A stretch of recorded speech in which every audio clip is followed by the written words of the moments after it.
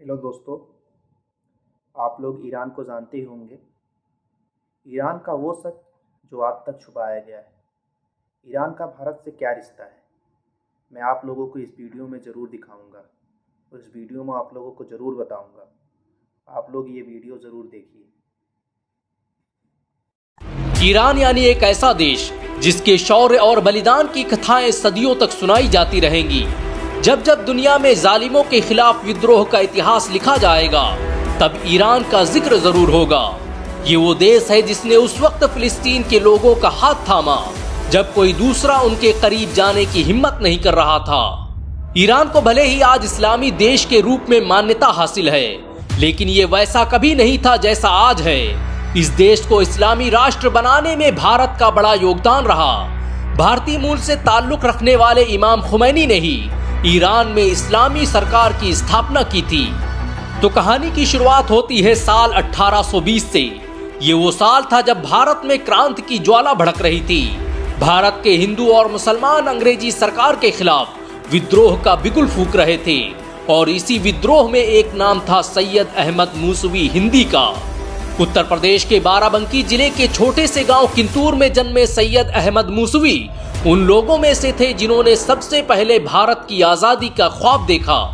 सैयद अहमद मूसवी अवध के नवाब के साथ मिलकर लखनऊ, बाराबंकी और अन्य इलाकों में क्रांति का नेतृत्व करते रहे, लेकिन विद्रोह की असफलता के बाद वो साल 1830 में अवध के नवाब के साथ ईरान चले गए। सैयद अहमद मूसवी ने ईरान के शहर खुमैन को अपना वतन बनाया और वहीं पर रहने लगे। खुमैन ही वो शहर था जहां पर उनके बेटे मुस्तफ़ा का जन्म हुआ।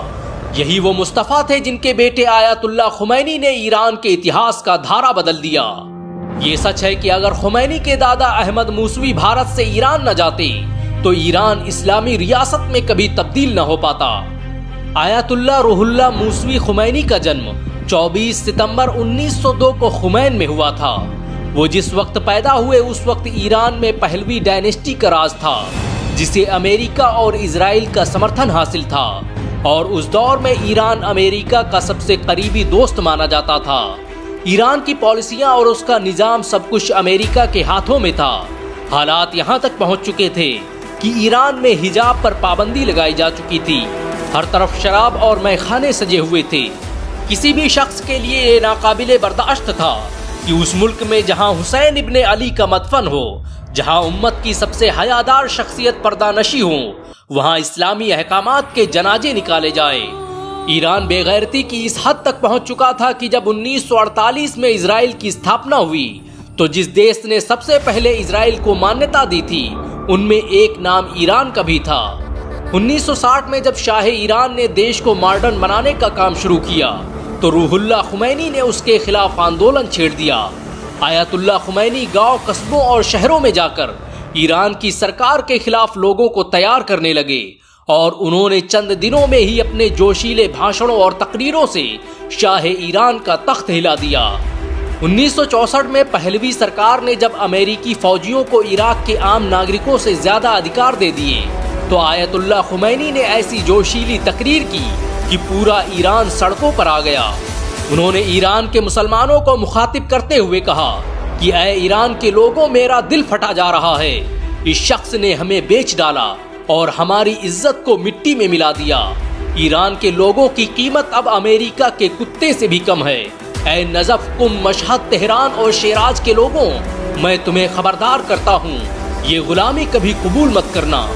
खुमैनी के इन क्रांतिकारी विचारों और ओजस्वी भाषणों से ईरान की सरकार इतनी भयभीत हुई कि उसने उन पर पाबंदियां लगा दी और उन्हें देश से बाहर निकाल दिया। लेकिन खुमैनी अपना काम कर चुके थे। उन्होंने जो आग भड़काई थी वो अब शोला बनकर ईरान के गली कूचों में रक्स करने वाली थी। रूहुल्लाह खुमैनी 15 सालों तक देश के बाहर रहे।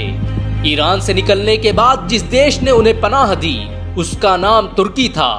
खुमैनी थोड़े ही दिनों तक तुर्की में रहे और उसके बाद इराक चले गए और वहां से चिट्ठियों और रेडियो के माध्यम से ईरान की क्रांति की ज्वाला को भड़काते रहे। कहा जाता है कि 1970 के दशक में उनकी रिकॉर्डेड कैसेट्स सबसे ज्यादा बिकने वाली ऑडियो कैसेट्स में से थी। ईरान के हर घर और हर कस्बे में उनके चाहने वाले उनके रिकॉर्डेड बयान कैसेट के जरिए सुना करते थे। खुमैनी की लोकप्रियता इस हद तक पहुंची कि ईरानी सरकार ने उन्हें हर तरह से तोड़ने की कोशिश की।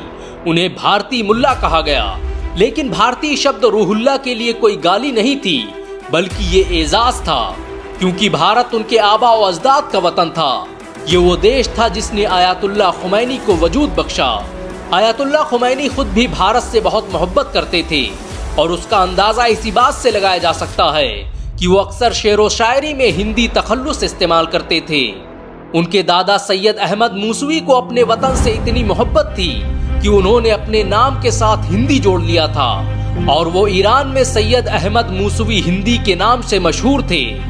खुमैनी के असर और रसूख का अंदाजा इसी बात से लगाया जा सकता है कि जिस साल वो सत्ता में बैठे, उसी साल 1979 में टाइम मैगजीन ने उन्हें मैन ऑफ द ईयर के खिताब से नवाजा।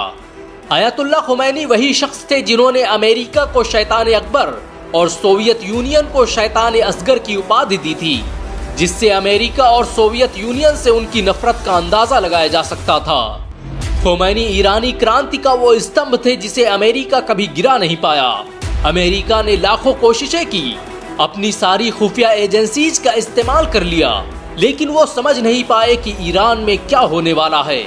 साल 1978 में जब आयतुल्लाह के एक इशारे पर ईरान की जनता सड़कों पर आ गई, तो सबके होश उड़ गए, और फिर वही हुआ जो इतिहास में कभी नहीं हुआ था। खुमैनी के नेतृत्व में ईरान की जनता ने पहलवी सरकार को उखाड़ फेंका और एक इस्लामी गणराज्य की स्थापना कर दी। हैरानी की बात थी कि जिस शख्स की आवाज पर ईरान के लोगों ने सालों पुरानी सत्ता उखाड़ फेंकी थी, उसका लीडर विदेश से इस क्रांति का नेतृत्व कर रहा था। इस क्रांति की सफलता ने पूरी दुनिया के होश उड़ा दिए थे। यहाँ तक कि अरब देशों के पैरों के तले से जमीन निकल गई थी कि कहीं ऐसा न हो कि खुमैनी जैसा कोई एक लीडर उनके यहाँ भी पैदा हो जाए और उनकी बादशाहत का खात्मा कर दे। खुमैनी 15 सालों तक देश से बाहर रहे। वो बाहर रहते हुए भी ईरान के कोने कोने में पहुंच चुके थे, और यही वजह थी कि जब वो ईरान आए तो लाखों लोगों का मजमा उनके इंतजार में एयरपोर्ट के बाहर खड़ा था। खुमैनी ईरान के नए नेशनल हीरो थे, एक ऐसा हीरो जिसने इस्लामी निजाम के लिए सत्ता को उखाड़ फेंका था। रूहुल्लाह खुमैनी ने सत्ता में आते ही अमेरिका और इजराइल की जड़ें हिला दी और अमेरिका का हर तरह से विरोध किया। उन्होंने इजराइल की मान्यता खत्म कर दी, और रजा पहलवी ने ईरान में जिस इजरायली दूतावास को खोला था उसे फिलिस्तीन के हवाले कर दिया। इसी दौरान उन्होंने हिजबुल्लाह की स्थापना की और फिलिस्तीन में हर उस गिरोह का समर्थन किया जो फिलिस्तीन की आज़ादी की जंग लड़ रहा था। किसी ने सोचा नहीं था कि भारत से गए सैयद अहमद मूसावी का पोता रूहुल्लाह खुमैनी ईरान में इस्लामी क्रांति का सबसे बड़ा चेहरा बन जाएगा। बाराबंकी जिले में जन्मे अहमद मूसावी के पोते रूहुल्लाह खुमैनी ईरान के पहले सुप्रीम लीडर थे।